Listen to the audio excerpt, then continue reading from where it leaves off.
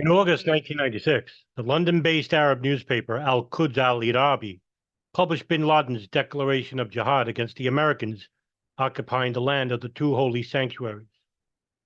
Declaration of jihad was issued before bin Laden came under the Taliban's protection. This suggests that bin Laden intended to use Afghanistan as a base for his war against the United States even before he was offered asylum by the Taliban, who knew about the opportunities the Taliban sanctuary would later offer al-Qaeda. Bin Laden's 1996 declaration was not merely reflecting a shift in al-Qaeda's strategy from support to Muslim revolutionaries worldwide to direct confrontation with the far enemy, the United States. The declaration can also be viewed as an escalation of pre-existing conflict between bin Laden and the Saudi Arabian regime. Most of the declaration deals not with the crimes of the United States, but with the infidelity of the Saudi Arabian regime who invited U.S. troops into the country after the Gulf War in 1991.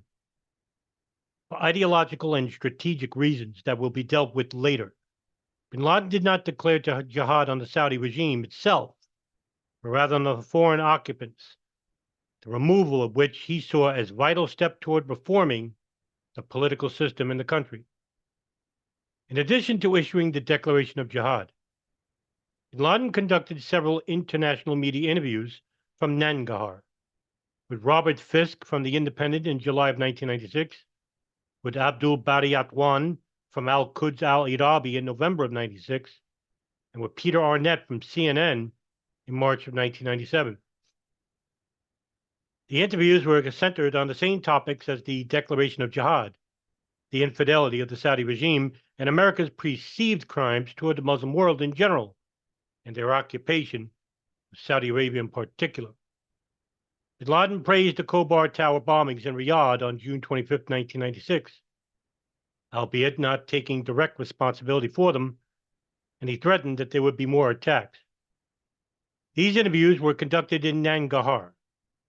It is possible that bin Laden asked Sheikh Yunus Khalis for permission to meet the journalist in this period. Dr. Ayman al-Zawahiri recalled in 2002 that bin Laden at some point asked Yunus Khalis for permission to give press interviews, whereupon the latter answered, "Why do you ask my permission? Do what you think is right." Abu Jandal, bin Laden's bodyguard, confirmed that leaders in Jalalabad had no problem with this. Bin Laden's declaration of jihad against America in 1996 and other statements he made. Other sources confirmed that bin Laden sought approval from a number of Afghan and Pakistani clerics for his 1996 declaration. In this context, it may be true that bin Laden discussed the fatwa with Yunus Khalis, whom he met with in Jalalabad in mid-1996, according to Omar bin Laden. Declaration of jihad and the international media interviews served as yet another provocation to bin Laden's main adversaries, the United States and Saudi Arabia. Both countries have put pressure on Sudan to expel bin Laden in May 1996, and were continuing to trace bin Laden's movements and activities in Afghanistan. The United States were concerned about bin Laden's international terrorist activities, and especially his sponsorship of terrorist training camps in Afghanistan, where Ramzi Youssef, who carried out the World Trade Center bombing in 1993, had allegedly received training.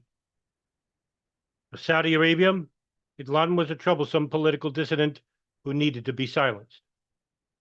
Shortly after the Taliban's conquest of Kabul in September of 96, the United States started putting pressure on the Taliban to close all terrorist training camps on their territory and to expel bin Laden.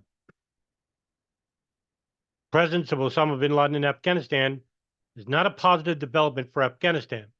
U.S. diplomats were instructed to tell the Taliban. The Taliban's initial reaction was one of denial. Osama bin Laden is not in areas controlled by the Taliban, said Mullah Jalil on September 18, 1996. But after the Taliban came to power in Nangarhar, bin Laden continued to live in properties associated with the Hizb-e-Islami Khalis in Najm al-Jihad outside Jalalabad, and in Tora Bora, where he met Abdul Bari Atwan in November of 96. By January of 1997, the Taliban had publicly admitted that bin Laden was in areas under their control. According to the head of Taliban's Kabul administration, Mullah Rabbani, bin Laden had been told not to carry out terrorist activities from the soil of Afghanistan. In reality, Taliban did not control bin Laden at this point, or at least they did not prevent him from talking to foreign journalists. In March of 1997, bin Laden gave his first televised interview to Pina Arnett from the CNN. According to Peter Bergen, who produced the first interview and accompanied Peter Arnett to Afghanistan, they arranged the interview directly with bin Laden's Arab contacts in London and were not questioned by Taliban authorities on their way to interviewing bin Laden. The interview was held somewhere outside Jalalabad, possibly in Tora Bora, where bin Laden was said to be residing at the time. Saudi Arabia also started pressuring the Taliban to hand over bin Laden. At the beginning of March 1997, there were rumors that Saudi Arabia had annexed the Taliban for bin Laden's deportation. The pressure seems to have increased after bin Laden's interview with the CNN. Shortly after the interview, bin Laden was summoned to meet with Mullah Omar in Kandahar.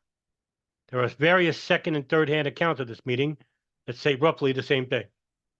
Mullah Omar expressed concern about bin Laden's aggressive media statements and told him not to use Afghan territory for anti-Saudi activities. At the same time, Mullah Omar agreed in principle that the stationing of U.S. troops in Saudi Arabia was wrong. This suggests there was no principal ideological disagreement between the two. The disagreement mainly concerned the method and timing of bin Laden's campaign. Saudi authorities also contacted Sheikh Yunus Khalis and asked him to encourage bin Laden to return to Saudi Arabia. Khalis actually wrote bin Laden a letter about this. Quote, "I urge you to go living near the two holy mosques," he said in the letter, which is probably written around the end of March 1997, end quote. Responding to the pressure, Taliban solved the problem in a way that would repeat itself later. When subject to international scrutiny, Taliban would move the Arabs out of view or to areas where it was harder for foreigners to conduct surveillance and infiltration. At the beginning of April 1997, bin Laden had moved with his family in and around with 100 followers to Kandahar, the heartland of the Taliban. The official explanation was that he was moved for security reasons. There was speculation he was moved so that the Taliban could better control his media activities. The argument suggesting that bin Laden was moved for security reasons is plausible. Kandahar was a volatile region. Bin Laden's loyal protectors had been killed the autumn before. According to some observers, Taliban were in a hurry to move bin Laden because of several armed groups that arrived in eastern Afghanistan. However, others emphasized that the real reason for bin Laden's move was that the Taliban wanted to control his media statements. Mullah Muqtali later wrote that bin Laden had been moved so that the Taliban could better control his activities, allegedly because Saudi Arabia had pressured them to do so. Bin Laden, in fact, did not give any more international press interviews until a year later in May of 1998. By moving bin Laden to Kandahar in the spring of 1997, and by promising to control his activities, Taliban seemed to have solved the bin Laden issue for the time being without compromising on their Islamic principles. Al-Qaeda leaders, for their part, were both pleased and encouraged.